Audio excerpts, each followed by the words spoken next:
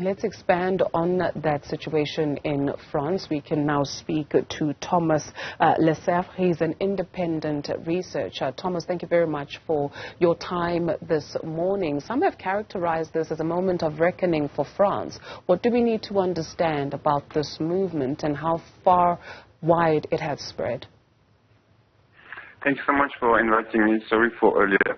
I think it's important that we recognize the two important dynamics here. The first one is an increase of police brutality that has been observed in France since the Yellow Jackets. So since the massive movement of Yellow Jackets, French police have changed its techniques, its approach towards security, towards protecting citizens, especially during March. And what we notice is more and more injuries from those new techniques. So it's quite clear that the police brutality is on the rise in France, and we have observed that in other West European countries. The second important element, I think, to recognize here is that the rate of inequality based on neoliberalism, so neoliberal economics have increased inequality in France. The richest French people are really well rich right now. The richest man in the world is a Frenchman, but his city is on fire. His city is on fire because the wealth that they have accumulated have been taken away from the working class population of France. And so the working class population of France is diverse. We have seen some of it with the Yellow Jacket movement, and now we see another part of it with what seems to correspond to more working class immigrants coming from immigration. Sure. And the response of the French President Emmanuel Macron has been heavily criticized, where he has called for people or the police to protect the buildings, but has not really addressed the issue of the protesters. At the heart of it, Nanterre, the 17-year-old that was shot. Definitely. We're speaking of a young man that was driving a car and that refused to stop the car. The problem is that originally the policemen have said that it was an accident, that it was not supposed to be a direct shot.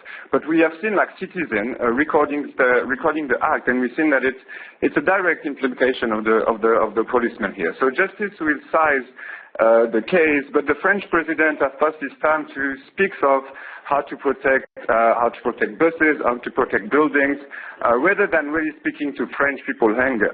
And it's not the first time he's doing it, which fuel more and more protests in France.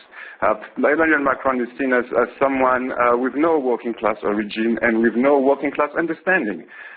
So therefore, he sits far away from the problem of those people. It was the reforms, and now it's this protest. What does this say for his future? France have a constitution that says that we cannot make more than 2 mandates. So Emmanuel Macron is on his last mandate unless he's trying to change the constitution, but so far there's no sign of this. So the future of Emmanuel Macron is really like a governing with fewer and fewer legitimacy. It is clearly an unpopular president, less and less that have less and less support in the country. So he is going to front a situation where both the parliament and the streets seems to be against his political action, against his policies. And we can imagine that it's going to be some long days for the French president until he finishes his mandate. Is it going to be a long couple of weeks, especially as we see people taking to the streets, do you perceive? Yeah, definitely. So we don't know yet if it's going to stop or not. Usually French riots are more efficient and more prominent, bigger when it's happened like at the end of summer. Right now it's the beginning of summer in France, beginning of the holidays. So we don't know yet how the movement is going to evolve. It's a first. The last big street movement like this was in 2005 in the French ghetto, and it took 4 weeks to calm down the people there. We don't know yet if it's going to be that big, bloom that much, but we know that the inequality in those neighborhoods that are on fire have increased since 2005, so we can fear the most. Thomas, thank you very much for your time this morning. Thomas Lesaffre is an independent researcher.